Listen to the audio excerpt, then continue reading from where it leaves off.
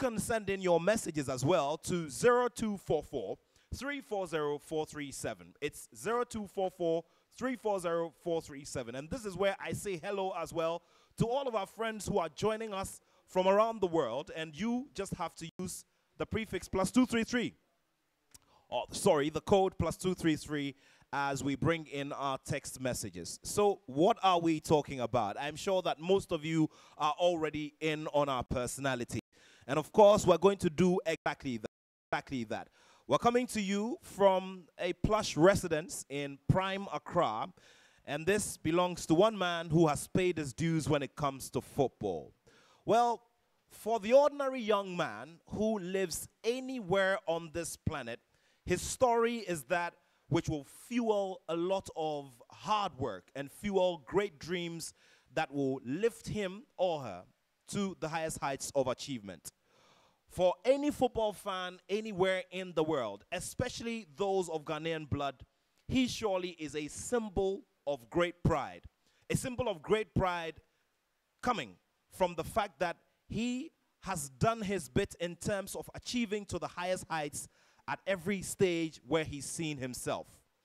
So for the story of a young boy who started with a very humble story as a shoeshine boy in the garden city of Kumasi, it surely is a great place of reference to think that at this stage of his life, he has transformed that very humble story into one which takes him into big spaces, including presidential palaces and places where kings live. This is the story of Sammy Osei Kuffour, ex-Ghana international and legend of the Bundesliga, an African legend of the German Bundesliga. We say all of that with pride because of the high levels of consistency and excellence that he was able to achieve. Well, throughout the career as well, he has seen his ups and his downs.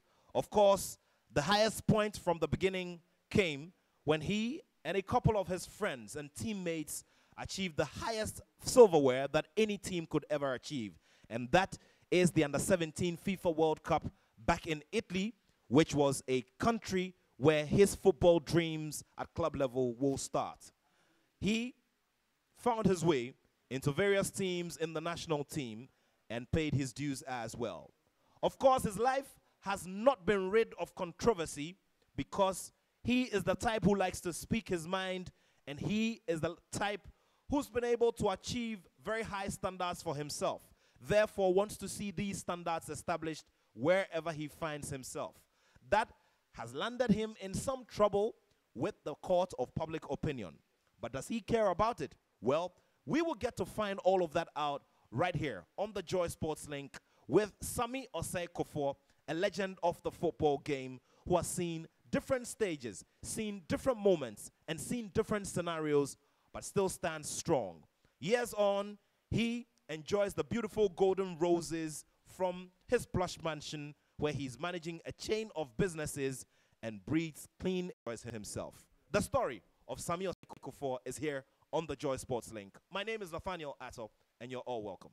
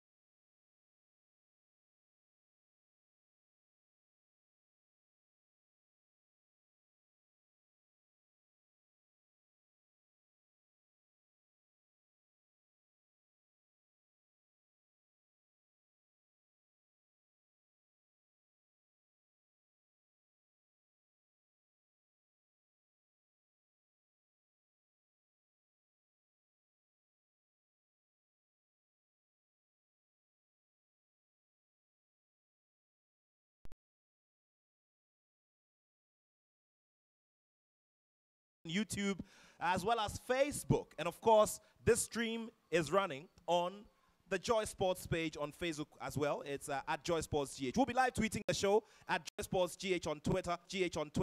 And of course, you can tweet at us as well and be a part of the discussions. Remember, I've mentioned this already. Let me go over it one more time. It's +233-244-340-437. Send in all of those WhatsApp messages. And of course, it's interesting to note that I was getting loads of messages, private ones, and on our platforms as well ahead of this interview.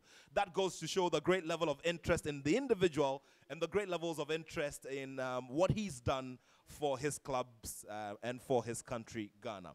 Sammy Tuga, thank you so much for your time. It's great to have you here. Thank you, Nathaniel. But what's the meaning of the Tuga anyway? I've never asked you.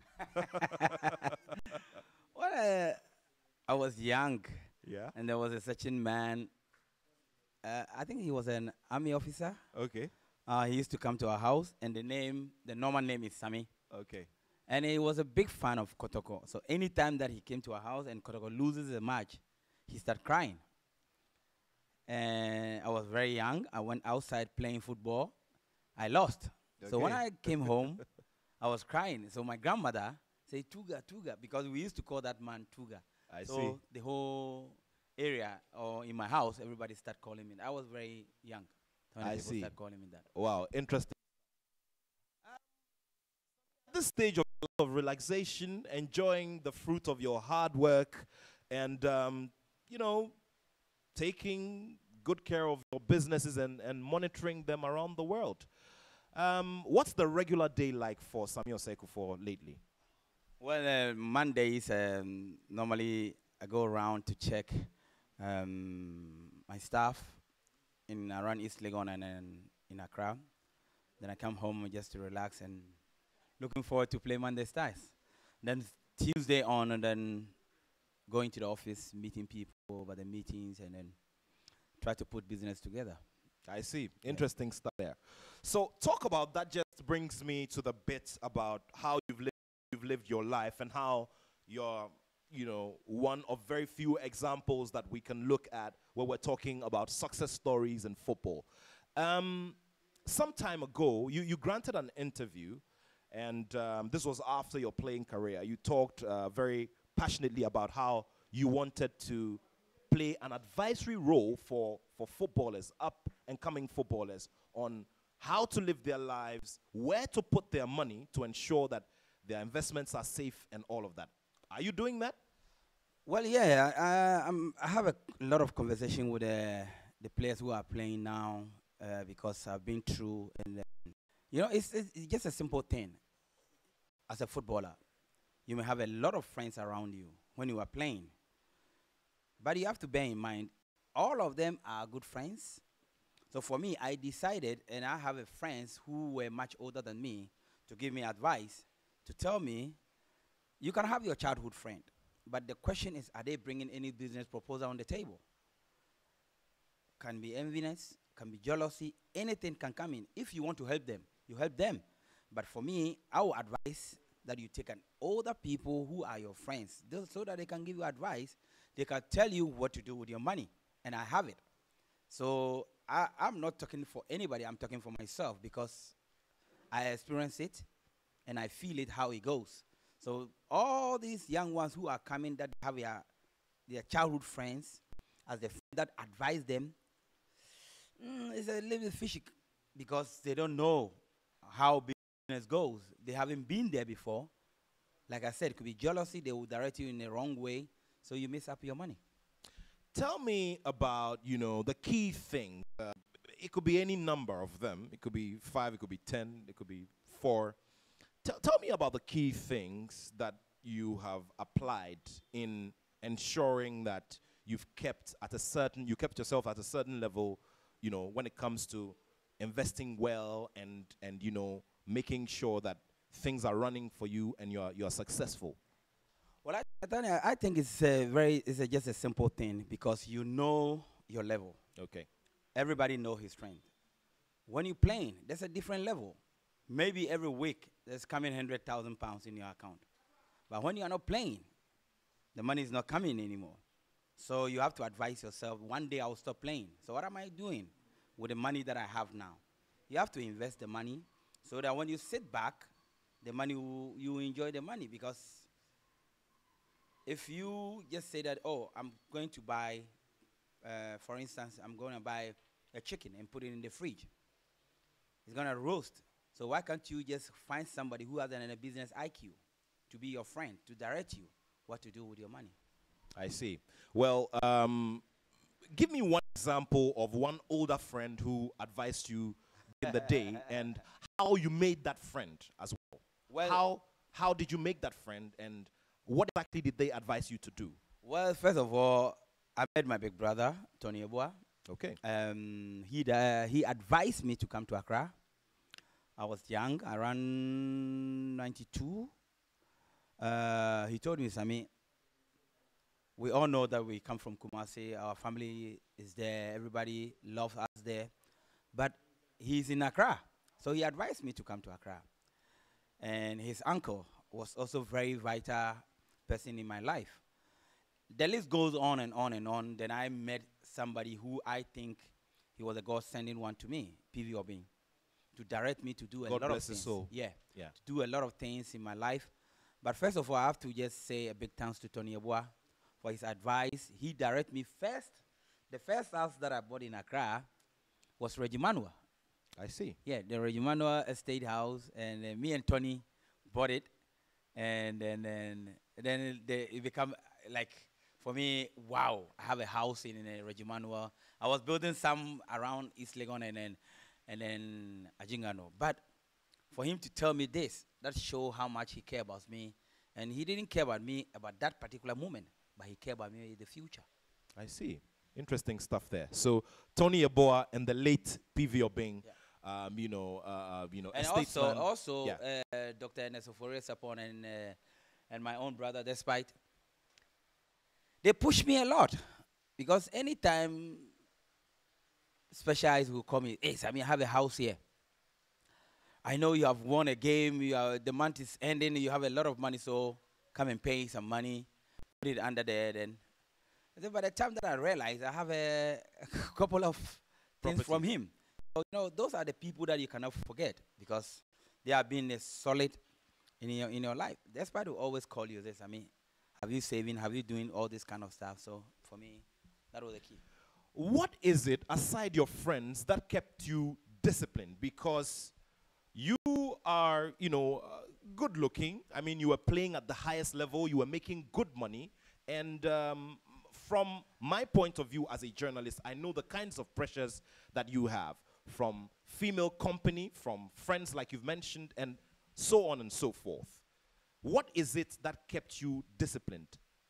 Is it that you were not spending your money and enjoying it at that time? You were not living comfortably, so you could save for now? What exactly is it? No, it wasn't like that. It was I think it was a process. Okay. And I believe in a gradual process, because you have to do everything gradually to get to where you want to be. Because at the end of the day, like I said, I thought that I would finish playing football one day. So I need to be safe. Women, whatever it is, you can get them. But you have to be smart. You have to be smart how to do certain things so you won't be a victim. I see.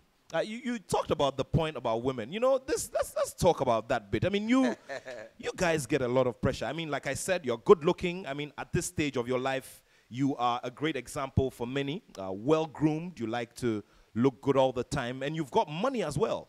Tell me about your relationship status now. You're married? You're single? No, I'm dating. You're dating? Yeah. Okay. I'm dating very soon. Okay. You're going to get married again? Very soon. Yeah. I think so, because why not? Because I need somebody who will also push me, who push me to get to a level that I want to get, and we are in the process. So I believe that one day you end up being tired with that person. Okay, and so we're attending a wedding soon. We had a party recently. It was good. Thank you. Okay, congratulations ahead of time. Nice. Sure. Let's also talk about you and relating to the public, the fans. Yeah. Tell me about public life generally and how you've handled it. Well, sometimes being car, going to your office, you think those people that I always have a sympathy for is the women who sometimes carry pure water, carry stuff on the roadside and sell them. I feel for them. Why? Because my mom was the same situation. And then the people who begging, they have before I used to give a lot to those people, but I realized I'm encouraging them. So the young ones who stand on the street cleaning the windscreen, I try to advise them, if you want to go to school, I don't have a problem. I will just finance everything for you to go to school. Recently, I took some boys to school. They came to my house to get they brought the papers that they have registered in the school, so I pay everything for them. I think 3 days ago, I was going to my office, and I saw a guy coming to me. He said, oh, you know, the guys that you took them to school, so them come back and stand here. Wow. I wept because Wow. it hurt me so much that it's not about the money that I spend. That's not the issue, but the issue is coming back to the street. You know, me, I was born in street, and I've always been on street because I cannot change that mentality. You can change it to become a better person, but you still, your soul, your heart, everything is there. Because the people who walk on the street every day, I was a Sushan boy. I never thought that I would be in this situation. So I feel for those boys who are on the street. My life has changed. I never been in university.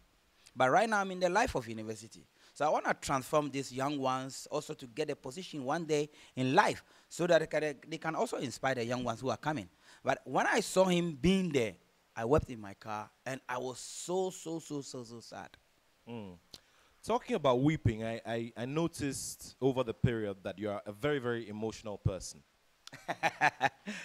Well, I'm emotional because I love what I'm doing.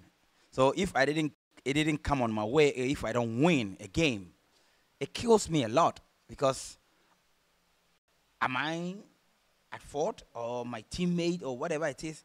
But I don't blame anybody. I blame myself all the time why I couldn't win. And I don't love to lose. I'm a winner. You're a winner. Great stuff there. You know, I look at your carport in the home, and I see names. What's the inspiration of the names? I see David, I see Shelu, you know, Floyd, you know. Yeah. And of course, I saw one that had Godiva some time back, your daughter, whom you lost sometime. Sorry about that. Yeah. You know. What I think is, you know, my children are everything to me because they didn't ask me to bring them into this world. I brought them. So I need to just provide for them. I need to just be there for them. But, and it's about challenging. I told them, if you do well in school, I'll put your name there. So it's about a competition for them. So I put, my son, Junior, I put his name there, but he didn't do something well in the game. So I have to change it. And he's now playing in England. So I changed it and I put David because David is also the same position. My son, Floyd, is the one that, you know, he make me laugh all the time. I asked him what do you want to do. He said, I want to be a boxer. So I said, you're not going to be a boxer. I don't want to sit on the ringside, you getting beaten. So he changed his mind now. But I don't want to oppose anything on my kids. I want them to be feel comfortable to tell me exactly what they want to do. But in name the cars after my children, I think it's a privilege for me. Great. Now, you talked about, you know, Junior and the level that you know, where he wants to get. What exactly do you want him to do regarding the football career? Exactly, where do you want to get him? You know, obviously, it's a big stage playing for the juvenile national teams. Ghana now has, you know, an under-15 team, a national team. You know, of course, there's always competition in Europe, where England, where he lives, and all of that. What's the plan going forward? Well, I don't want him to do anything. I want him to choose what he wants to do, including choosing the nation he wants to play for. Well, I mean, it depends on him, but my influence will play a major role because. And what will be your influence? Well, he loved because yesterday we were just texting, and he told me that he would love. I posted my picture, I think 20 years ago. Yeah. On the status, and he called me, said, "Daddy, I've seen this picture. It was a Ghana against Cameroon, Can 2000. And I think I was tackling Samueleto or whoever, or Mboma. Yeah. And he told me, oh, I would love to be in this jersey one day. Wow. And I told him, if God willing, you'll be there. But it's not only God willing. You will need to put an effort. You need to work hard for it. I worked hard for it before I got there. You cannot get on a silver platter because your daddy is Sami Kuffour. It's not going to work like that. You need to work hard to get where you are. And he said, yes, I understand. But now, for me, he can play in the midfield. He can play in the central back. So I watched him playing, and I was really impressed. By my left-footed, David is a magician. And I would love to see them one day. Don't you think Abedi Pele is happy? He's happy watching his children playing for Ghana. Why not me? So one day, if it comes like that, I'll be more than glad. We've spoken about your children. Well, I mean, their mother. Are you on good terms? Are you guys on good terms? No, I don't have a problem with my kid's mom. I don't. Because your ex-wife. I mean, I respect her. She gave me something that value more than money. That's my children. So I can never disrespect any of them. You speak often? Yeah, we speak. Because you need to talk. Yeah. You need to talk. Yeah. I see. Well, it's 20 minutes to I'm here on the Joy Sports Link on Joy 99.7 FM, and I'm sharing the good company of Sami Kuffour. Remember, we're live on My Joy Online TV on YouTube, so just do a click. If you're unable to access that, get on Facebook and go to Joy 997 FM. And of course, at Joy Sports GH as well, we have the link there. You can follow the conversation. More importantly, you can be a part of this, and you can send in your messages. +233 244 340 437. We're coming to you live from his residence here in Accra, his mansion in East Legon in Accra. Let's talk about the Black Stars. And of course, I'm doing this in reverse, okay? Let's talk about the Black Stars. You mentioned qualifiers, and it reminds me of a couple of things. Now, there was a game that we played against Burkina Faso, and it was during the qualifiers, the AFCON qualifiers for 2004, thereabout. World Cup qualifier, rather. Yeah. And you suffered a broken arm? Yeah. Your arm got broken. My shoulder got off. My shoulder got off, yeah. And it hurt so much because I think I went to the band line, and then my shoulder just touched. There was a small concrete there. It touched and got off. And by that time, we have already substituted all our players. There's nothing for me to do. And I think who came to me? It was Mike here. Came to me. Michael Essien? Yeah. He said, no, President, you cannot go out. That's because you're president. Yeah. You cannot go out. So I was just trying, but I couldn't push it in. It hurt so much. So they have to just put a bandage on me just to play. I mean, I've done it. I get a card playing everywhere. But, you know, for me, like I said, I'm a winner. So I need to die as a winner. Okay. Now, with the Black Stars, you've played with a whole generation of players. I mean, Michael Essien, who calls you president, is, you know, he's several years your junior in the national team. Yeah. So you've played with generations of the national team. You've played under different generations of leaders in the national team as well. Tell me especially about playing under a captain who is less experienced than you are. Tell me about playing under Stephen Appiah as a captain. I'm interested in that because, I mean, we've seen scenarios where senior players say, look, I'm the man, I'm more experienced, and I'm supposed to be wearing the band. But, you know, so tell me about your mindset and playing, you know, especially when you had played under more senior persons who were your age mates and mates in the national team.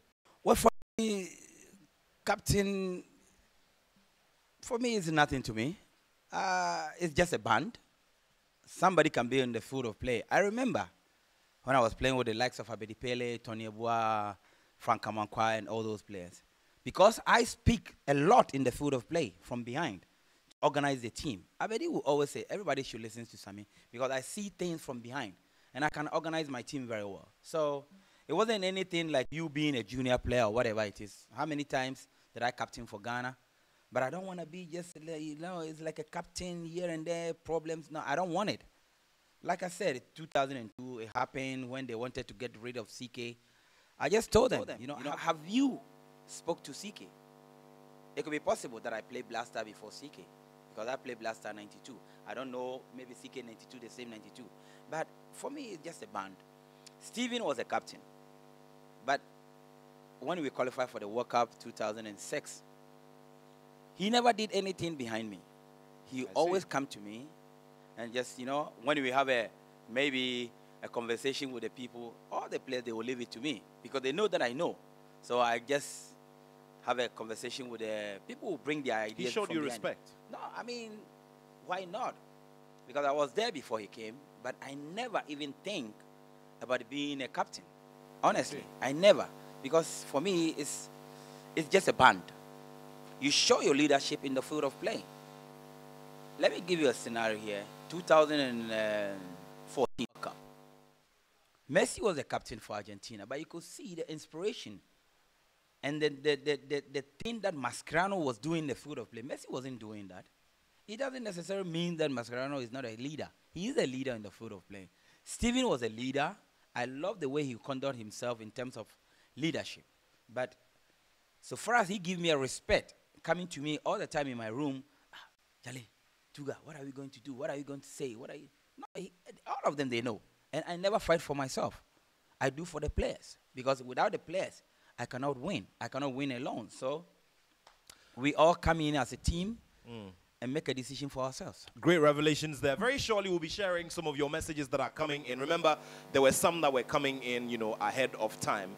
Talking about fighting for players and not yourself brings the memory of 2002 Mali. Is a subject that has always come up. Let's talk about it one time and one final time, if that's the case. Mali 2002, your expulsion from camp, the issue about the Black Stars not having the optimum quality Adidas jersey that we're supposed to be wearing, your complaints about the conditions in camp and all of that. Tell me about it. I think, people get it twisted.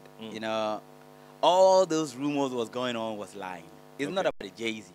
Okay. They know it. The big men, they know it. And I'm so glad that Ben Kuffour apologized to me. The late Ben Kuffour, God bless his soul. Yeah, he apologized to me before he passed on. Wow. And he said it in front of a lot of people. And then I was so glad when my daughter died, he came to my house and just get me one-on-one in his arms and spoke into my ears and say something very important. He said, you know what? You are a strong person and you can do it. And I apologize once again for what happened in 2002 in Mali.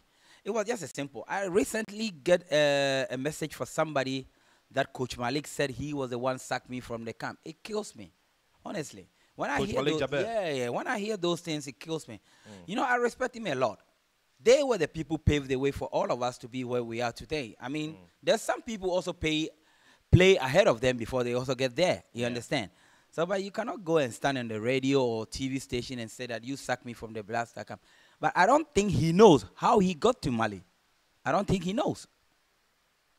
And I can just have a witness who knows exactly what happened that Coach Mali get to Mali. They didn't want to take him. They didn't. But so all those things, when you say 18 years ago things, I don't think it's relevant. And as an elder person, you know what you're talking about. Don't go on the radio and lie about somebody that you just said that, oh, I sack him from the camp. I sack him.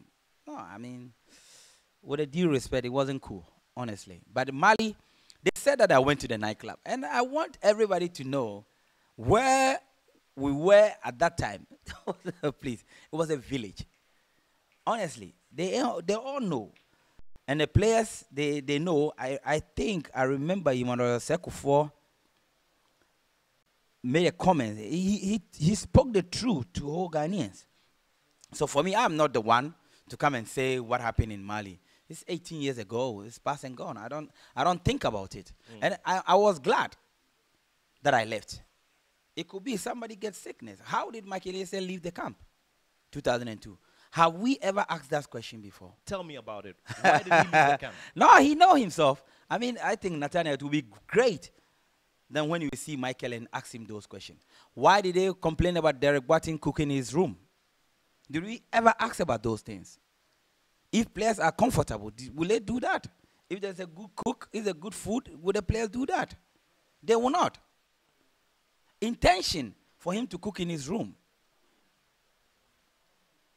We should ask those questions. It's not Sami Kuffour going home. You understand? Who organized Adidas for the team? It was me. They didn't know anything. So you got that deal for the Black Stars? No, it's not. It's because they didn't know. They didn't know because where we don't have a T-shirt. Ask anybody who went to Mali. We didn't have a T-shirt. Everybody's wearing his own T-shirt. We go to dining hall with Burkina, with Morocco and South Africa. South African coming with a uniform. Everybody knows this is a South Africa. But who even recognize this is Ghana? Unless maybe they see Michael Essien, Sami Kuffour, and the other players. Nobody was even thinking about this is Ghana team. I mean, come on, it was very bad. And they themselves, they know. And I'm glad that the things are improving.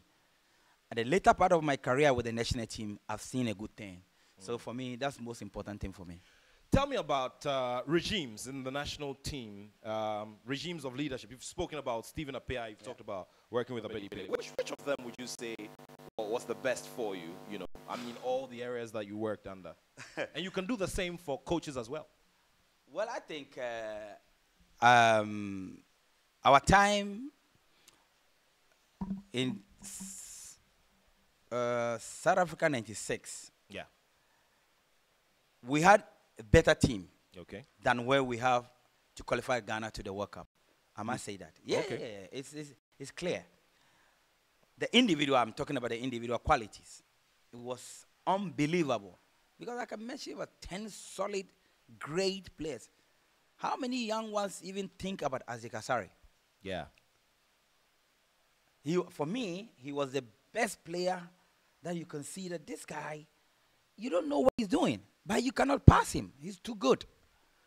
Likes of Franka Mankwa, you know, Yawa Champon, we have all the qualities there. Abedi, Tony Abua, Ali Ibrahim was there, you know, Jimon Odia. So why couldn't we qualify for the World Cup? You know, why couldn't we win the AFCON as well? Because I think things were not right in camp. That is what I must say. Things were not right because was it administration or it was factionalism? Because there's always been talk about these players were loyal to this player and this captain. These players were, you know. It was difficult to call. Tribalism in the camp.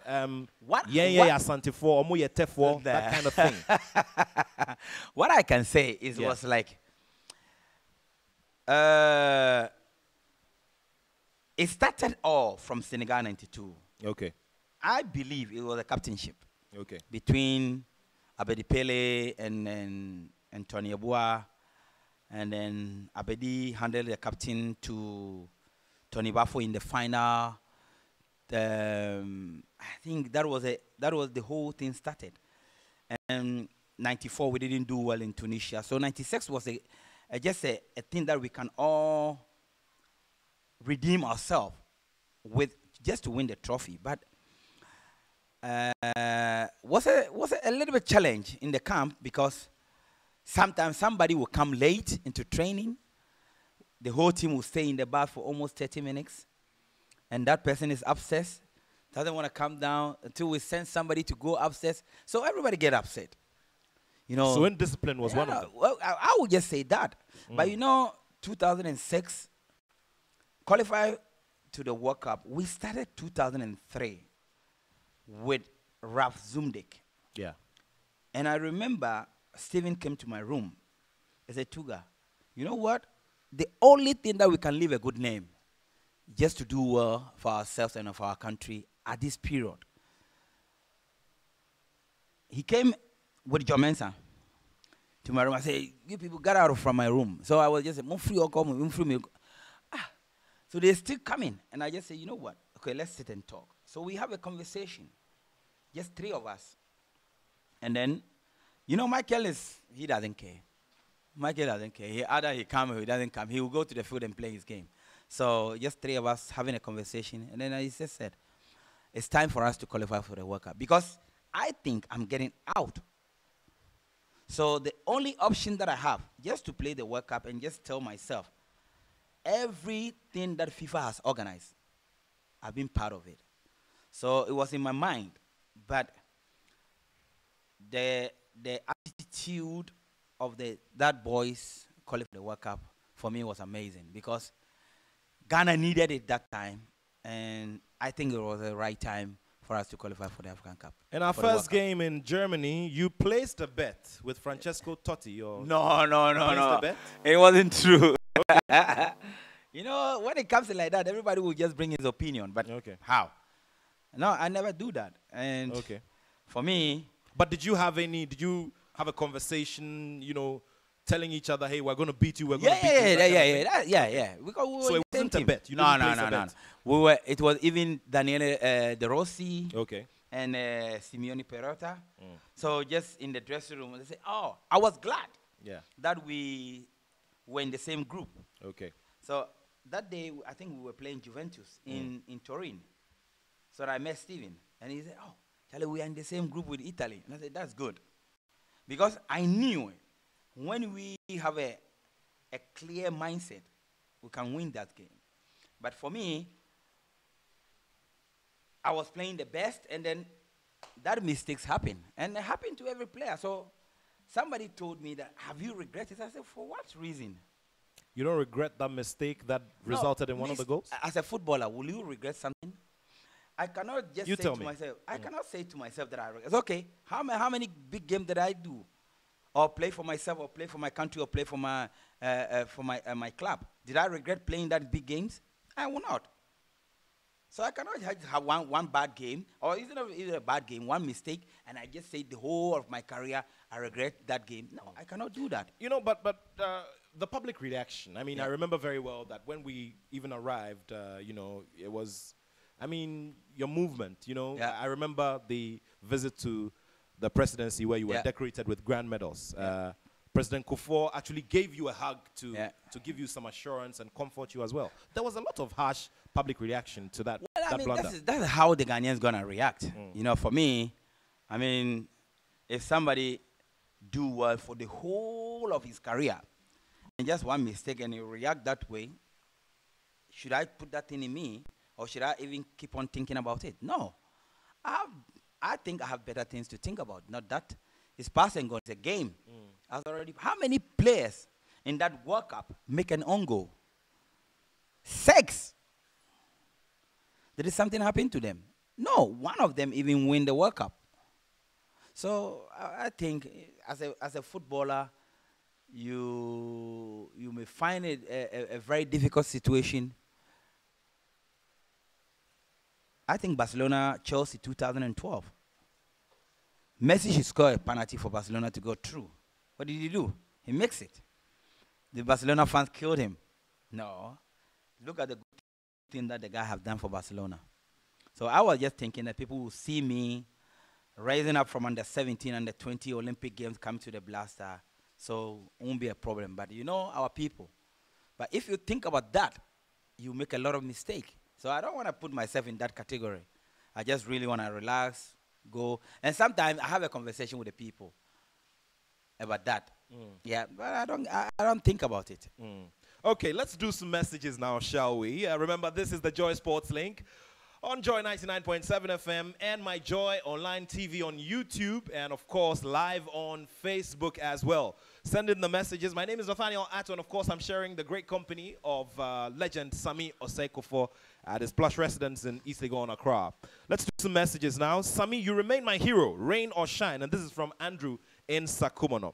Good afternoon, Nathaniel. I'm really enjoying the conversation. I like Samuel's good revelation about the Mali issue. I agree with him that if a player is well fed at camp, I don't think such a player will misbehave. I also like the way he's giving the account of the issue and giving witnesses. I'll be glad if Joy FM can get Michael Essien on this matter. We still love you, Sami. Kudos from Makante Matthew in Prang Pru West in the Bono East region. Thank you very much. Now, Nathaniel, I'm so delighted to be hearing from your main man, Sami Kuffour. In fact, during his days, he was a player who played the game of football as if his life depended on it. I really admire him so much. Wizi Ahiable in Suhum sent that one. Sami Osei-Kuffour, is he still a member of the Church of Pentecost? This is from Jojo in Osu. So, Jojo, he would answer you in a bit. Hi, Nat. I really like Kuffour. Please find out from him if he noticed any divisions in the Black Stars during the time of Yeboah and Pele. Okay, he's spoken to that already. Now, hello, good afternoon, Nat. Please ask him which striker tormented him the most, and in Europe, which defender did he enjoy playing with? This is from Kweku Nkrumah in Lakeside Estate. Okay, some messages are also coming in from Italy, which is home to you as well. Good afternoon, citizen Ato and the Tuga himself. I have two questions for Tuga. Now, one is the one that he told Coach Djukovic to bench him after his error in the first game in the World Cup versus Italy. Was it the coach's own decision? And also, he should name his all-time best Black Stars.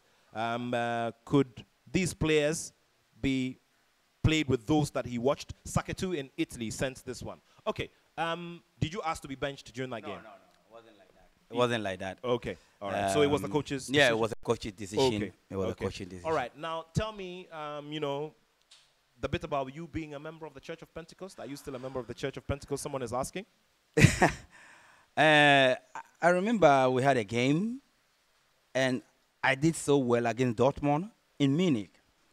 So I was laying in my bed after training Sunday morning, just go around the training grounds and come back home around 11 o'clock. Yeah. I was laying in my bed, and I just say, I need to go to church.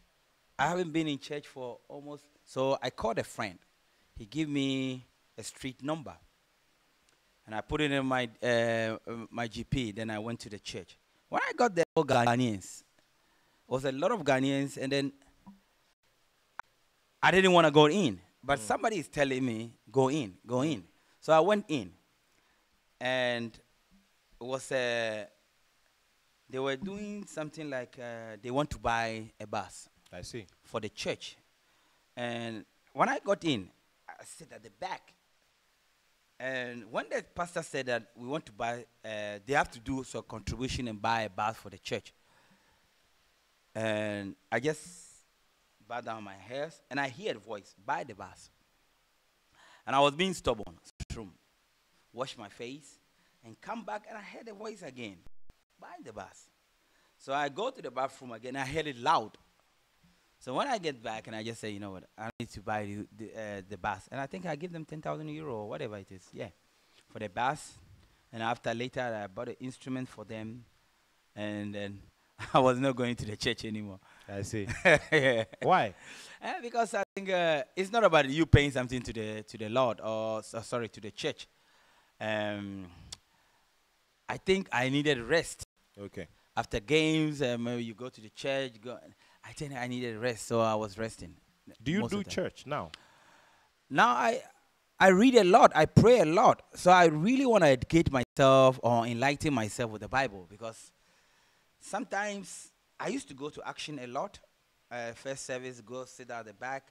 I notice things down. When I come back to my room after breakfast, I just go through and read it and to enlighten myself, because every word is in the Bible. If you really want to be great, you have to read the Bible to go to know exactly where you want your life to be. So, but these days I read a lot at home. I see. Yeah.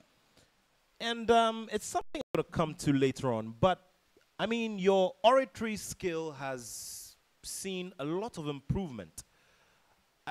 What happened? Because obviously you were not speaking this good English when you were a shoeshine boy back in Kumasi. What did you do? How?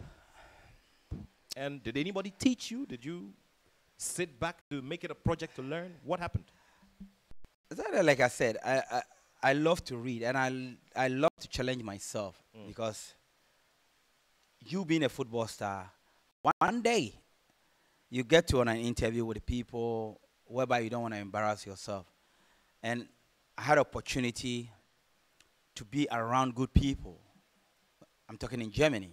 So I needed to enlighten myself, to educate myself. So it's not like you hiring a teacher, but you can read for yourself.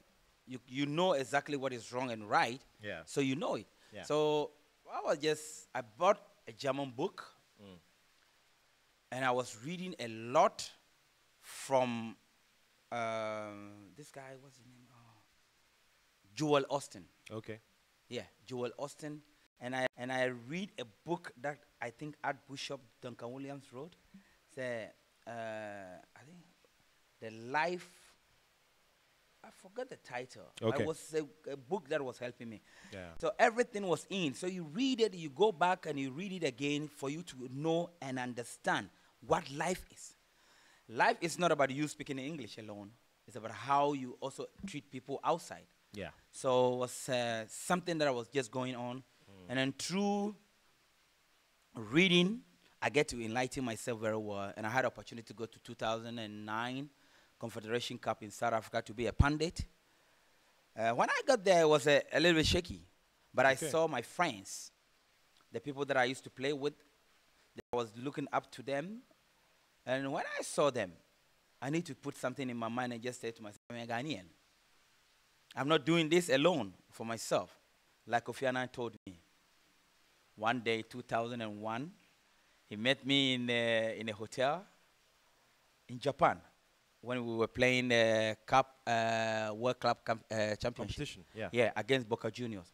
He was in the same hotel with me. And he called me in the lobby. So two of us were sitting somewhere. He said, Sammy, you know you have a game today, and I'm coming to the stadium. Okay? So you're not playing for yourself. You're playing for the continent and Ghana. Wow. Most, it's me that I'm sitting here. Wow. You know, I'm sitting in the stadium, and I know you're going to do well. You know, those inspiration that people need. And from such a great man to tell me that, I put it in my mind. And I was thinking about somebody else. That's my mother.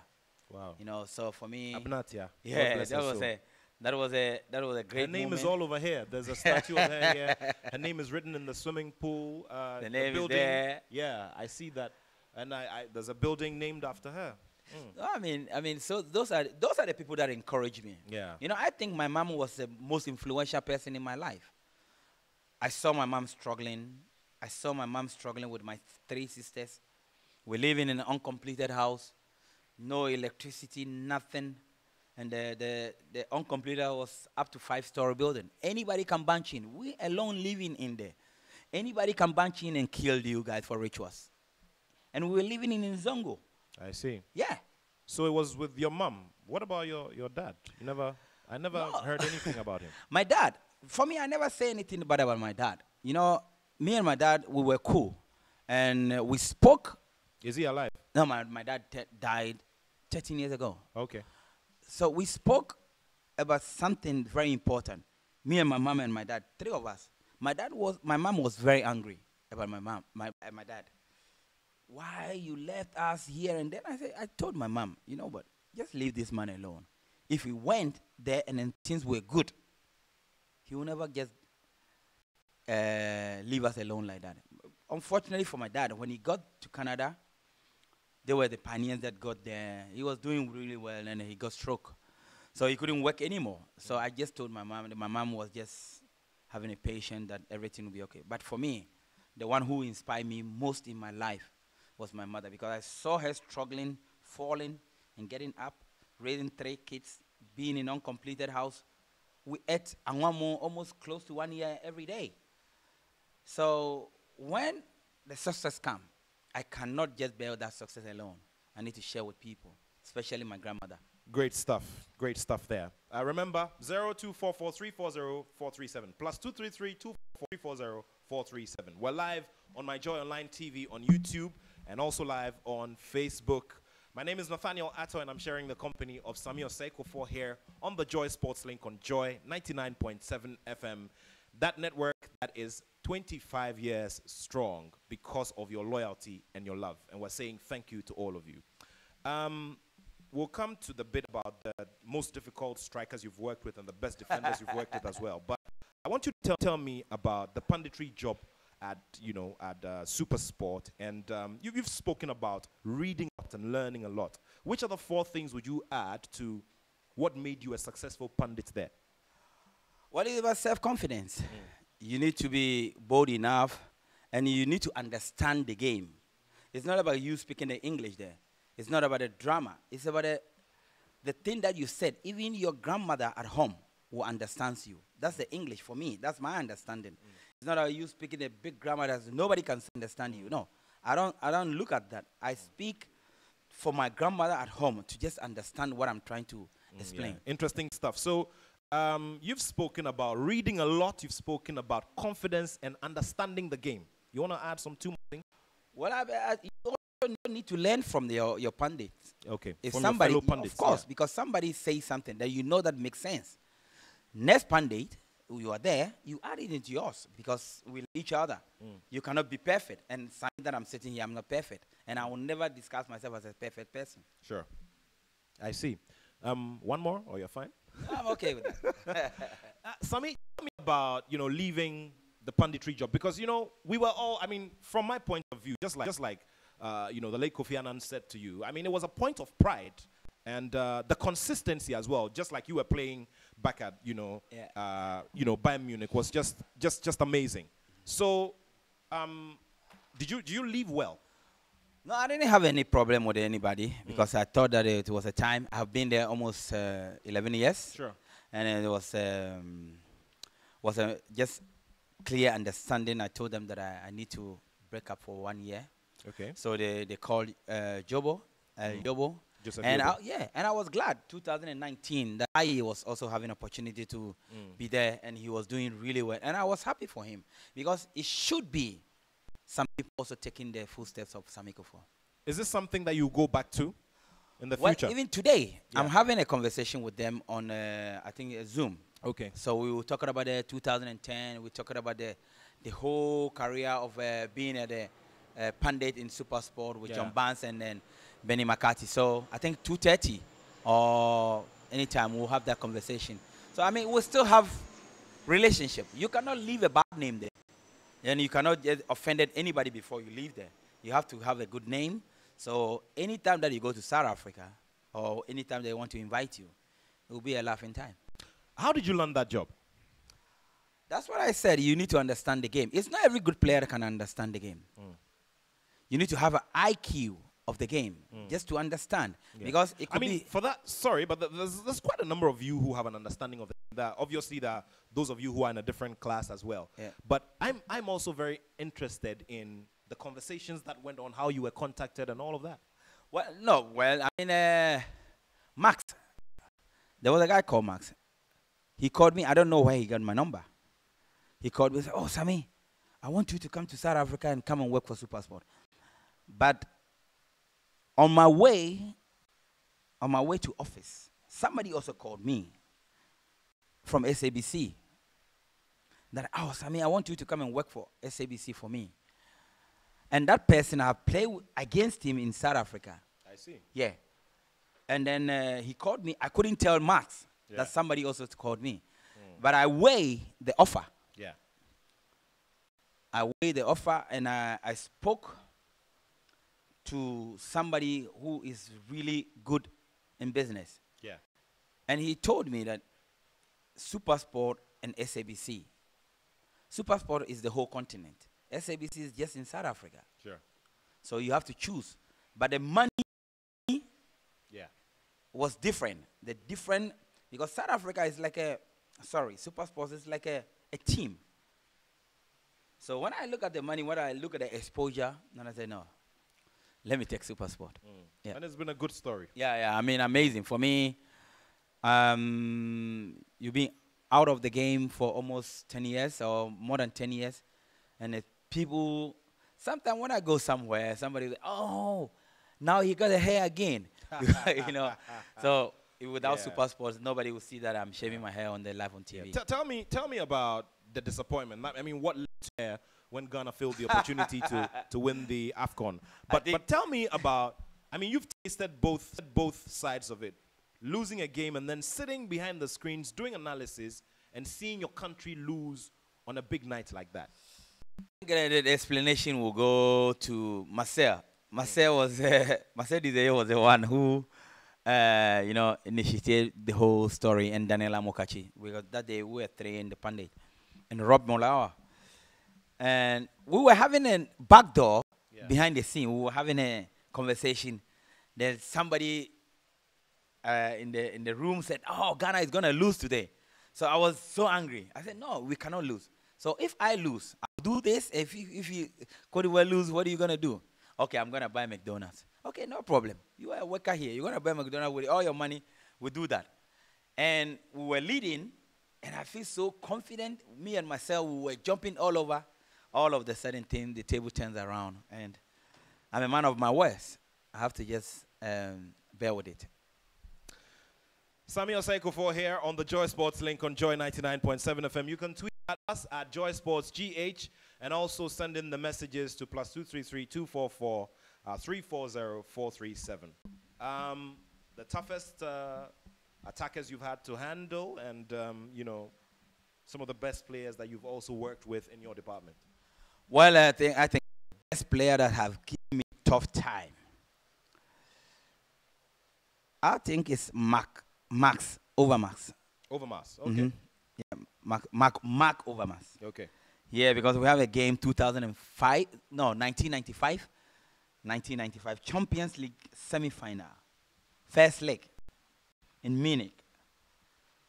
Tapatoni called me and he said, Sammy, you know what? You're going to play against Kanu. Because me and Kanu, we know each other from way back. So I was so glad that I'm going to play against my friend. Because we have been speaking on the phone for quite a days. And we are going to beat you. I'm going to kick you. I'm going to do that. You know. So it was like a bit debate on the phone. And then 30 minutes, I think 30 minutes to make the team. He came to my room. He said, Sammy, things have changed. I said, what is wrong? Am I going to sit down? I said, no. You're not going to sit down, but you're going to play a different position. I thought that I'm going to play in the midfield against Seedorf. So I was glad as well, because he was young, I was young, I was dynamic, and he was the same. And he said, you're playing right back. I said, what? What am I going to play right back for? He said, Marcus Babel said that he cannot play. Why? Because they show us a tape. When Overmars was killing the right guy, the right back was tall, and Marco was tall. He said he couldn't play. So I have to go there and play. But first half, first 5 minutes, I got him. I was dribbling him. Then Seedorf come, Ronald De Boer come, Rijkaard come, all in the same place. And they were killing me. But the second half, I get it in my pocket. And that's the only striker that I've played against, and he's giving me tough time. And the second one that I can say is Titiori. We play in Highbury. This was 2-2. He scored first 4 minutes. I wasn't the one who was close to him. It was Thomas Linke. So Otmar have to give me a whistle to change and go and be with him everywhere he go. And he was quiet. I tried to just do my own stuff, kick him hard. So he wasn't coming to my position again. So it was good. But to play against Ronaldo, Zidane, and all those big players give me courage to play against them, because they have made their name.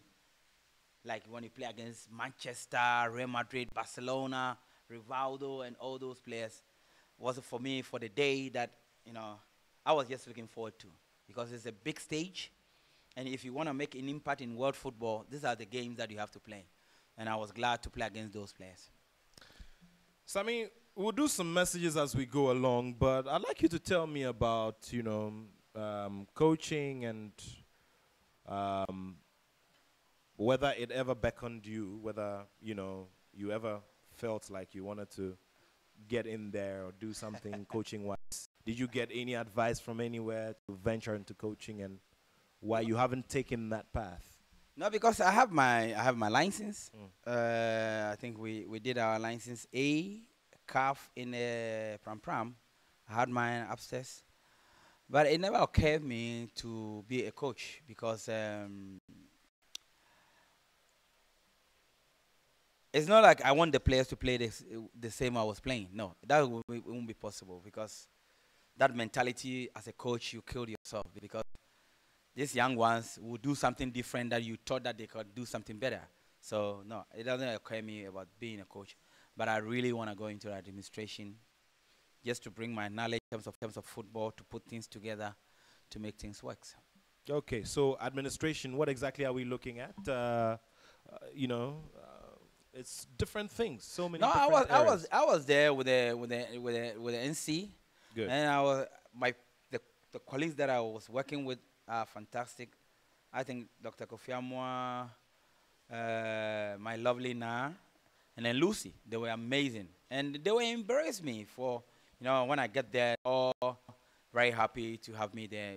They know that you know football, you understand the concept of the game, so you can also bring your input, and that was the thing that I was doing. And for me, I think that thing has given me a more experience.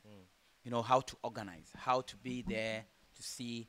In 2019 African Cup of Nations, I have to say that I thank Alex Asante very much, because he taught me a lot how to put things together, to see being a NC member alongside the Blasters. I think was an honor for me.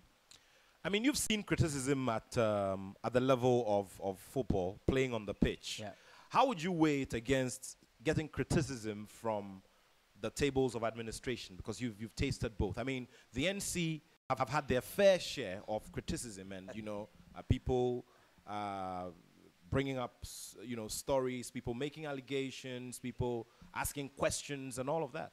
But I think people were frustrated because we couldn't have a game in this country almost 2 years. How are the team owners and all these Kotoko House of folk, how are they gonna pay their players? So everybody was just desperate to see that the football comes back, and they were just thinking that the NC was delaying something. But I have to admire and give applause to the NC. There's no any country that can organize this within 1.5 years, and Ghana, we did it. And FIFA was much glad with the MC performance. So for me, being part of the MC was something that I can never forget. Critics, even when you do good things, people will criticize. When you do bad things, they will kill you. So if you put that in mind, that people are going to criticize you because what you are doing, and your heart that is good, please, our advice, don't stop. Keep on going, because you never know. People that criticize you, if they are there, they cannot do your job. But they will still criticize you. Okay. But if you know that you are doing the right thing from your heart, keep going. So based on that, what kind of marks would you give the work that your team did? From 0 to 5. 5 is the highest. How much would you give? No, I'll give them 5. Honestly. 5 over 5? Yes, I'll give them 5. That's 100%. Yes, it was too short. Okay. It was too short, because it was just 1 year, 6 months that NC did amazing thing. How many countries have been in the normalization that it took them 3 years, 4 years, 5 years to reconcile themselves and so on? So I have to applaud the NC. They did amazing job. Tell me about the lessons learned and how it affected the job that you did and what results you got from number 12. Because you mentioned that we had a lean period of 2 years where I didn't play football, and it was telling. Now the NC came in, and there was a lot of trouble from the documentary. There was issues of refereeing and all of that. Tell me about the measures that were taken and the foundations that were laid from the end of the NC to solve some of the problems that were brought out by number 12. Well, I think the MC making a decision is we can just propose to FIFA. Yeah. And FIFA have to make a decision about that. We can just put our things down and just say, you know what, Ghana want to go into this direction. But FIFA have to go through to see that if it suits Ghana. Because our system here and the Germany system is totally different. Germany, nobody organize anything for the FA. They organize things for themselves in terms of financial. But here, we have to go to the ministry and go and get money. So the balance of the thing that what FIFA want Germany to do, they cannot tell the Ghanaians to do that. This is the one thing. But secondly, we have to also think about our mentality. How can we change our mentality all of a sudden to see that probably maybe allegation 12 or 12, what Anes brought up with the people involved here and there, the referees, everybody, the countries got stuck in terms of our football. National team, we couldn't even do well because of the people who were talking so much. And then you could see that was affecting everybody. In terms of even the players who were just staying home, how long can you play a friendly match? You know, so I think we all know. So when the NC make the decision that we have to take this into Congress and have our leader as a president, everybody just embrace it. And we did it, and we did it in a short term. To even, somebody can also put an injunction on the Congress. But NC was so strong, and we know how to go about it because we have a lawyers. We have somebody who's a business minder. We have somebody who is IQ is also on the game. So, you know, the combination about the NC, well, for me, was perfect. So we put things together. Okay, so you've rated the NC, and you say it's 100% job. So rate for me what you see of Kurt Okreku's administration so far. I mean, for me, I think it's too short for us to judge him or to tell him. You had short time at the NC, and you rated 100%. But listen, how long have you playing the game? The league is going on, right? If without any COVID, the league has been continuing to play. There, at the end of the season, then we can judge him. I cannot judge him now. I cannot judge him because what I'm seeing, what he's doing, I think he's doing an amazing job. But I will judge him after the season. Or if any team from the national team go to a tournament, then I can judge him. Because I cannot stand here and just say that he's doing a bad thing. No, what I've seen so far, and the team that he's putting in place with his committee, with his people, I think so far so good. So a good far, credit so to good. him. So far, so good for Kurt Okreku's administration. And these are the words of Sami Osei Kuffour, who's my guest here on the Joy Sports Link on Joy 99.7 FM and also on my Joy Online TV on YouTube. Remember, we will also be on the Joy News channel, which is free to air, and also on channel 421 on DSTV during the week. So you can follow this interview everywhere, all of our platforms. Keep the messages coming in. We'll be reading, you know, some as much you know, as we can to him. But remember that this is the place to be. I mean, you could have followed us from dawn till now, and it's the best of radio you can get anywhere in town. And of course, it's going to continue after the show as well. Showbiz A to Z will come up later on with George Quaid. There's a fantastic set of guests on the show. But let's continue with the conversations here.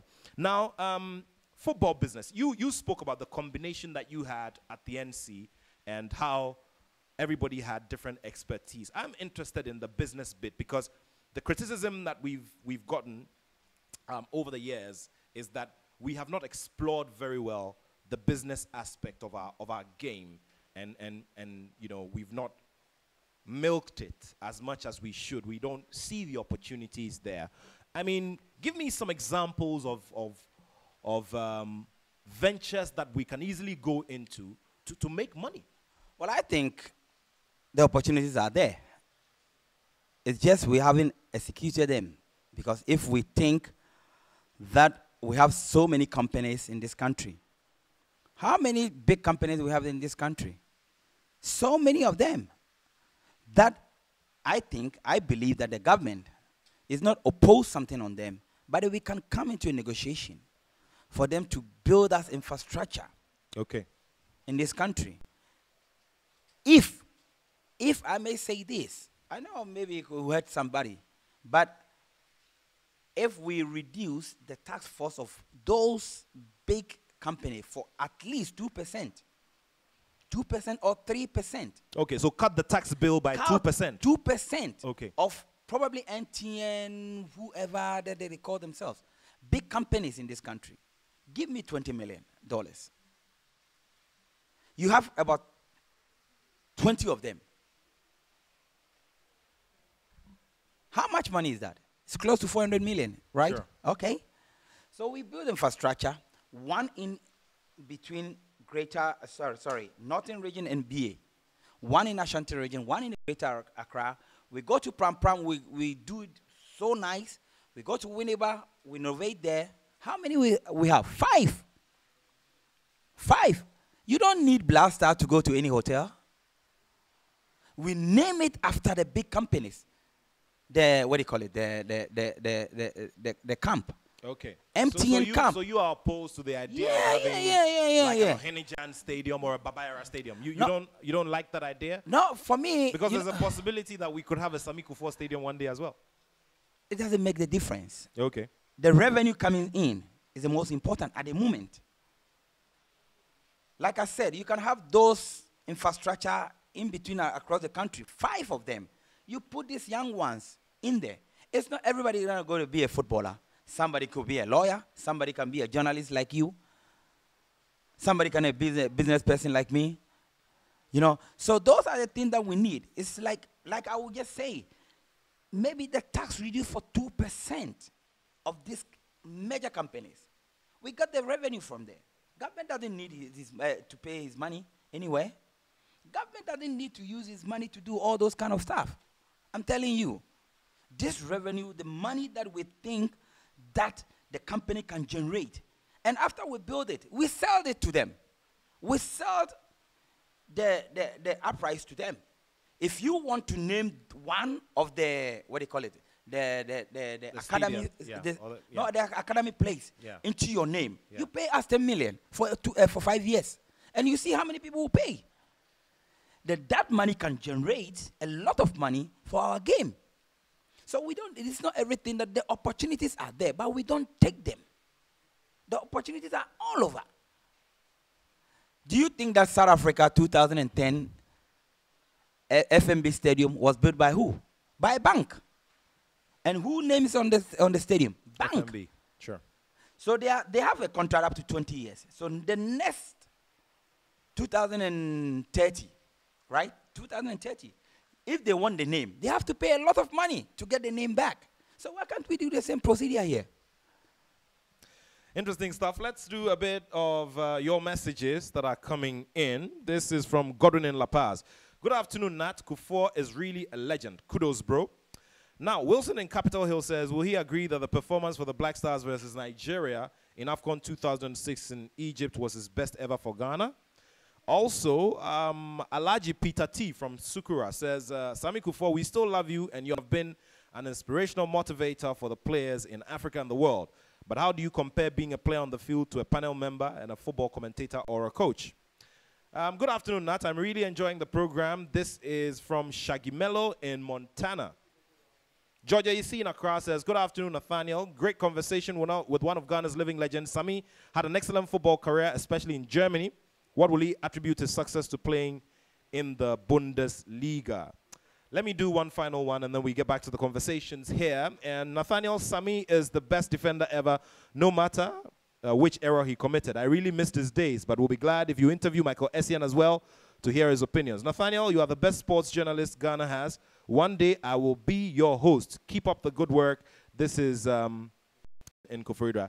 Davidson, thanks for your text and keep listening to the show. Okay, Sami, Ghana versus Nigeria, 2006 in Egypt. Was it your best game ever for the Black Stars? No, there's a lot of them. Okay. In my opinion, I would say Ghana against Tanzania. Okay. In Kumasi. All right. Yeah, my opinion. That was the best game for me. For what reason? The reason is, I think I was playing in Kumasi, and my mother was in the stadium. Okay. So it was giving me, and I think it was a rain off. We play on Sunday, then we have to play on on Monday, and that day was for me the best game in my opinion, because my brother always telling me, his friends always telling me different stuff.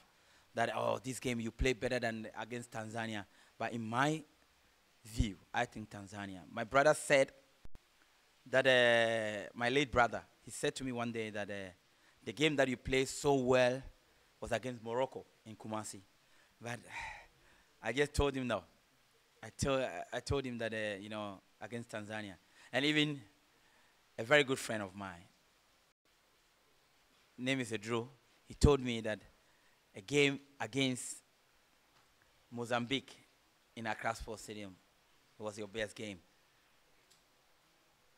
My mother also told me it wasn't Tanzania.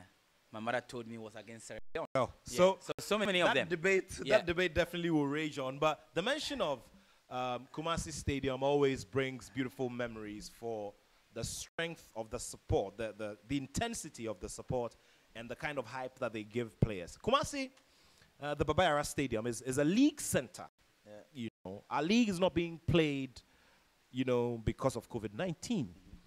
Would you advise that the league returns? I mean, in your second home, Germany, the league is being played behind closed doors. Would you advise that we resume the league? And of course, apologies for the sound interruption.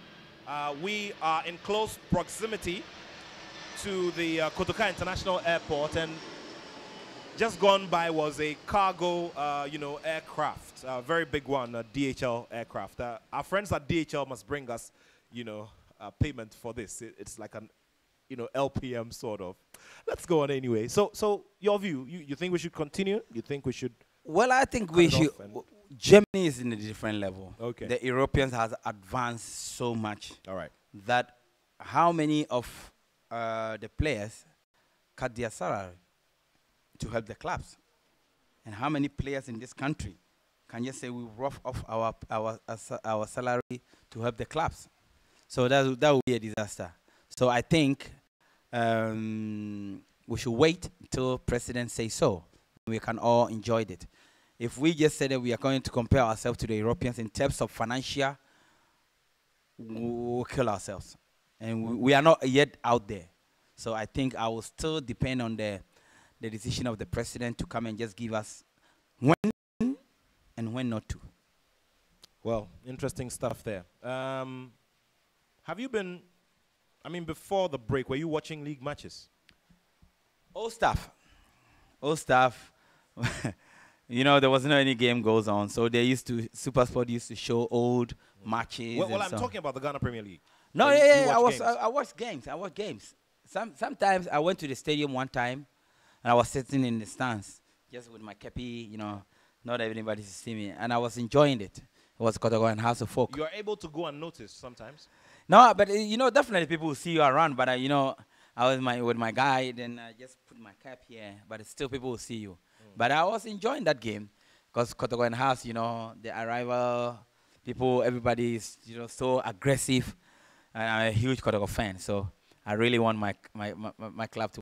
Okay, you want them to win this season as well? Yeah, I think so, because the way things are going, if the players won't get rusted, okay, that will be a serious issue. But if the players are motivated by giving them something, since even the lockdown, if you're paying them something, that will motivate them. They can, the Europeans, they do online training, they do online things. Every player is doing something at home. There will be a Mazua coming to your end to come and do you all. We don't have those facilities here. So, we have the internet. We have the internet, but how we many? Have good connectivity. Yeah, but how? Data. Yeah, I know, but not. If you don't pay the player, how do you want the player to pay data and just do all those kind of stuff? And do you agree, or will you accept that the clubs may not pay the players? The whole time that we are at home, it could be possible that the clubs are not paying, but the players, I'm so glad that they haven't come out to say anything. You are glad they haven't said anything? Yes. Why I'm glad? Because it will expose the clubs. For instance, my club, the club that I play, Kuffour, it could be that they are facing challenges somewhere. The players are not coming out to say anything. So that covers everything. But probably they have a word with the players that they see that, oh, you know what? If things are coming on better, we can also pay you, add this amount to you. But since Kuffour probably may depend on the gate process, how do you want them to do? Tell me how involved you've been in King Faisal, which is your boyhood club. There were conversations about how you possibly wanted to go and take over and run the club and all of that. Any truth in that? No. It wasn't. It wasn't. Because, I heard it. And even my son called me. He said, Dad, I heard that you are taking over Kuffour here. And I told him it's not true. Because Alaji haven't spoken to me. It was a conversation that goes around. But, you know, for me, the thing that I don't like, if you want this thing to happen, come to me, have a conversation with me before it get out there. But the conversation was out there before It got to you. it get to me. So how will I accept it? Have you had requests from your father, Alhaji Gusa, to come and support the club? Do you get requests to come and support the club sometimes? No, I mean, he knows what I do for the club those days. But, you know, since he hasn't approached me to come and just do me, Tanko, and Chipsa, we have a conversation almost every day. We talk about King Faisal, we talk about things that we can help. But is Alhaji willing or ready to do that? We by our norms and by our culture, I mean, we always like to give reverence to the elderly. Yeah. So that even when you're doing a favor to your father, you have to go to him. No, you know, so we cannot go to Alhaji and just say, you know, give us King Faisal. You understand? That's not possible. Alhaji, if there is a genuine will to support, you can no. it. Support is a different. Okay. If you are supporting, giving them maybe 1 city, 2 cities, that's the different. But if you want me to get involved with a team, we need to sit down and talk properly. Is this something you're willing to do if you are But now now the league, where is the league? And where is King Faisal? So let's draw a quick scenario. Uh-huh. The league resumes. Yeah. COVID-19, I mean, the numbers, there's some, you know, massive recovery. Yeah. 7,000 people recovered out of 7,000 something. Yeah. The league resumes. Life is back to normal. Yeah. Everybody's playing. And Alhaji says, Meba, Mumra na yentinasi. Let's see the forward. I want you guys to have a stake in the club. I want you to take over your club and run it. Will you do it? How old is Alhaji now? Well, Alhaji is 75, I know. Sure. Alhaji is 75. Will Alhaji sit down for people to just run the King Faisal for him? He will not. Alhaji will not.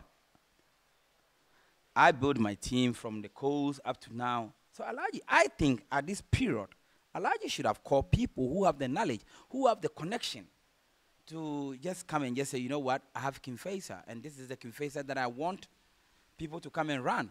You have people who have the links. Look at Ibrahim Tanko. Look at Chipsa. Look at myself.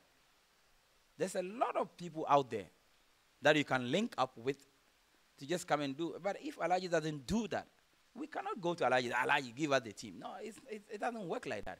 How are the paperwork? Well, great stuff. We've spoken about, you know, your clubs in Ghana. Let's talk about your club, Bayern Munich. I mean, I was here with you yesterday, and you were wearing, you know, a kit. Tell me what you make of their performance this season. I mean, I'm sure that you monitored the big one, the classic year. You know, how they've progressed. You know, post Samir Kuffour. Well, I think the beginning of the season they were not doing well, and then there was critics everywhere, and then we have a platform, and the legends, we have a platform, and then we comment every game on it, and then even the president now, Oliver Kahn, is on it. Matthias is on. Almost every legend is on it, and then we have a conversation. And Effenberg make a very good point. He said, no, we cannot criticize Bayern Munich all the time. And I personally asked why. He said, look, Bayern Munich almost 6 years on the road. So where is the motivation again? Where is the motivation? It's gone because they think that the German league belongs to them. The Bayern need to sell to go to Europe and win the Champions League. That's what Bayern, in Germany we call Presidium. This is what the management deserve or demand from the players. It's not the league. So if the performance goes down, now they are on top of the table, I think 5 points or 4 points. So you could see that they are coming back. They have 7 games to go. So Bayern Munich doesn't won the league. Bayern Munich won the Champions League. And what are the prospects like from where you sit? Where I'm sitting right now, I think there's a quite young ones who are coming in with a very good intention, like Alphonso Davies. Amazing. He was born in Ghana here, and in Bujumbura. And then, for me, I spoke to him when I was in Munich, and I was a great kid. Great kid. He understands what he's doing in the field of play. So many young ones who are coming. For me, I think Bayern, I will give them the next season if they are willing to take the Iran tour, because it's not going to be easy when you have the likes of Liverpool who is on fire. City, for me, the favorite this year in the Champions League, even though it's not going to come on for me. I think we have a lot of quite good teams that can make the difference. But Bayern Munich, I will give them next season. Yeah, you mentioned Oliver Kahn. You know, you played with him. You know, in Bayern Munich. I remember that day. It was horrific because he backed out on the pitch, and you gave him mouth-to-mouth resuscitation. He came back. What was the first thing he said to you upon noticing that you practically saved his life that day? You know, was a big news in German media, because normally I should put my hand like this to do this. Yeah. I didn't even think of it or think about my hand. I just go straight to his mouth and just blow the air. And then the picture showed it so clear. It was a quarter-final game, Champions League 2001 against Manchester United in Munich. We won 2-1. We won 1-0, then 1-2-1 here. So I never even thought that the people were just going to make it serious. But then the next day in the newspaper, Semi Kuffour is kissing Oliver Kahn in the field of playing, and they make fun of it. At the end of the day, we won. So, but what did he say to you upon noticing that? After the game, it was a life-saving gesture. After the game, he came to me because I drove him from camp. Because they took his driving license. I see. He was driving over speed, so they took his driving license. So my house is here. This is his house. So I always drive him to training. And then we were very cool, and he said, "Oh, danke." Danke means thank you very much. Sure. So, yeah. I see. Samuel Kuffour, and we're gradually getting to the finish line here on the Joy Sports Link. You can keep your messages coming in. You can also just quickly type in Nathaniel Attor interviews Samuel Kuffour on the Joy Sports Link. You can get the YouTube link, or just go to my Joy Online TV and, just follow the interview right here. Many people are sending in messages. Some of your friends are also sending messages. Actress Portia Saribuating says hello. Mauli Zogbenu says hello. And he says, Sami Tuga never showed signs of ever being a captain. He earned my respect so much. He reminds me of Lionel Messi, who was not the captain of Barca, but excelled more than the captain. Great guy he is. Kudos to him. This is from Mauli Zogbenu. Thank you very much for that message. There is more, more about, the Black Stars, the last Africa Cup of Nations. Last week I asked Stephen Appiah about what he thought about the transition from Samoa Gyan to Andre Ayew as captain and all of that. These things, that decisions are taken. I mean, they are communicated formally and all of that. But amongst the football fans, there's so much that goes on regarding judging processes, judging who's taking what decision and all of that. I mean, from where you sit, how do you, assess all of that and how all of that? Sorry, Nathaniel. It was a bit disturbing. Okay. For the NC. I was an NC member. And through our side, to the coach, to the both players, we need to come to a compromise and talk about the situation and so on. But I could see some people are hurt somewhere. You could see that Asamoah was really hurt about this whole situation. But how to manage the situation was the key. Do you think it's been managed well? Do you think he managed it well? Well, even the coach and it goes all the way to the president. Okay. So NC has become a limited. You understand? NC has nothing more to say about it. That's why the old man comes in and spoke to the two of the players, with the coach, and then the ministry. So it was a little bit, in my view, was a bit hectic. Why can't we wait till maybe we finish the tournament, then we change the captaincy. You have how many days to go, and then you change those things, and then you bring, Germany was just a chaos into the team. This one is happy, this one is not happy, this one is happy, this one is not happy. You know, do we need that at that time, whereby there's a 1 month to the tournament? You know, somebody may just say that, oh, Andre was in the good shape. I understand. Andre, he always given 120% performance. But we should ask ourselves a question.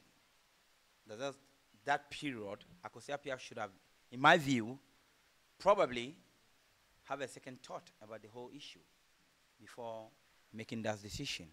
And I think what I can say is the view of the other end shouldn't also, I just said that, oh, I got retired from the national team and so on and so forth. You should have just also calm down, because when you say those things, people may take it for granted or to your disadvantage. Whatever that you have done for the nation, whatever that it goes on, if you say that I quit because of, how many people were thinking because of the captaincy that you are in the blaster? And I don't think Akasamojan thought about that, but that's a speculation that goes out there. If you were the coach, you would have kept Asamoah as captain. And for the 1 month to the tournament or some few weeks to the tournament, do we need that? We don't. So you would have kept him as captain? I will just leave it as it is. If he plays, he will be a captain. If he doesn't play, Andre is a second captain. He will wear the captain band. That will seal the case. So for bringing Andre in and then Asamoah out, and then this one is happy, this one is not happy, we go to the game, and then you could see the atmosphere, they can laugh. But within their heart, how well do you know? You understand? And you shouldn't have that even feeling, thinking the two great players that we have at that moment having probably misunderstanding somewhere. No, we should help each other. Hold hands to hands. We are fighting for one goal. Our goal is go and win the trophy and go and do a good performance. 2015, I come to penalty kick. Asamoah was where? He was outside. Who was wearing the captain band? Andre. What changed? What changed? Nothing changed. So I was just thinking, let it be like that. So if Asamoah started, he'll get his band. It's out. But let me give you a scenario here. Look at this stats from Barcelona. Regardless, Lionel Messi is the top player of the world for how many decades that he is. When Victor Valdez, when Puyol Xavi goes out, who was the captain? Victor Valdez. Because there's a system. There's a philosophy. There's a strategy. You cannot change those things. So we should have kept that thing and just let it go. Because now, Asamoah could be maybe the last tournament. And Andre has all the opportunity to be a captain that he wants to be.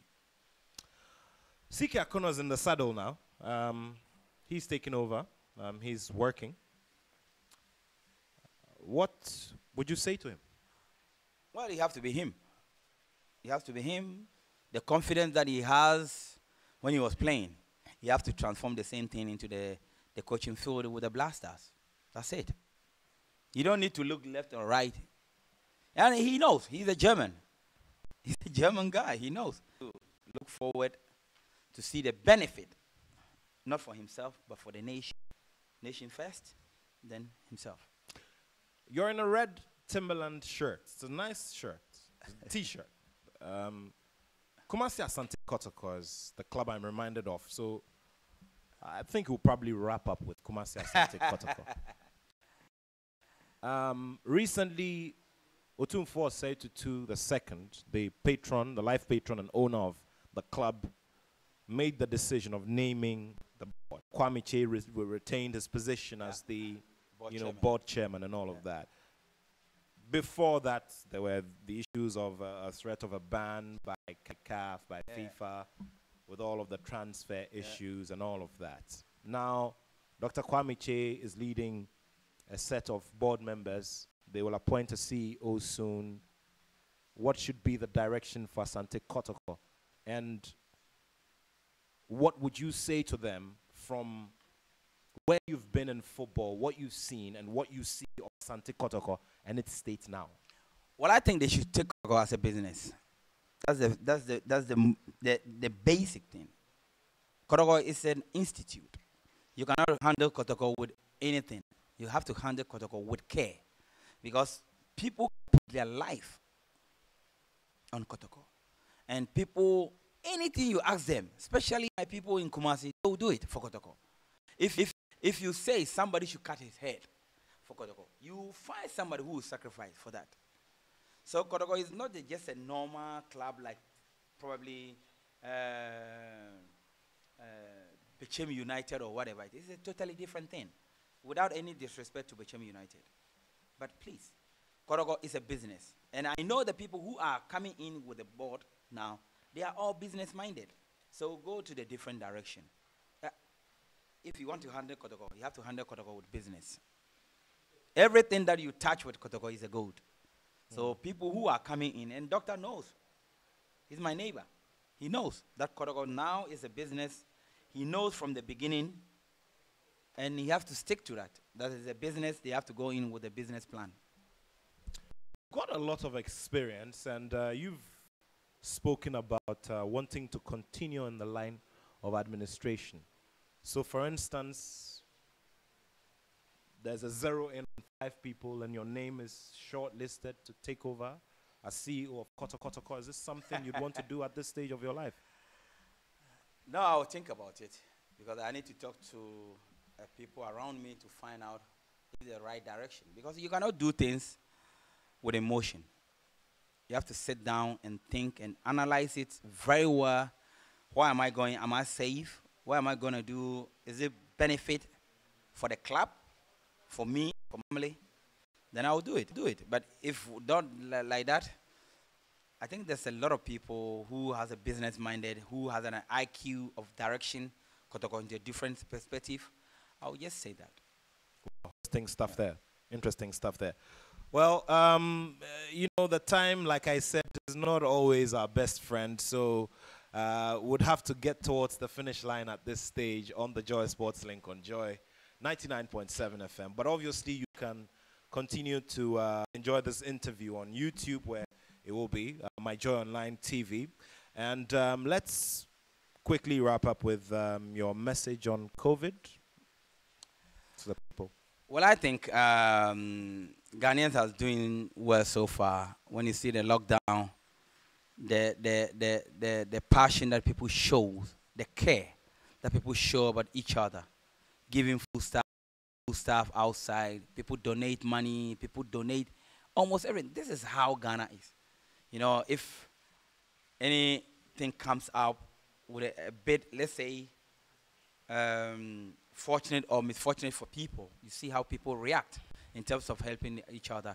But I would still advise that we still keep on wearing our nose masks, washing our hands very often, and then try to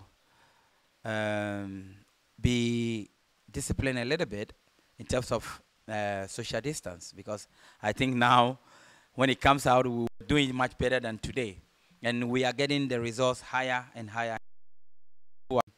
It's unfortunate that it's happening this way, because it's not a fault of anybody. Nobody brought this virus into our country. It was a nature, so we have to just stick to it and be responsible for each other.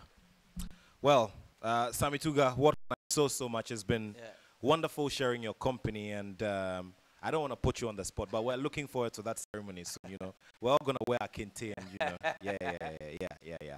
So thank you so much. It's been wonderful sharing your company. How are you spending the rest of the day, though? Well, from here, I'm just gonna have my lunch, or I'll swim first. Just have the lunch and then relax. Do you like to cook? I'll order a food today. Okay. I Cooking is not your thing, is it?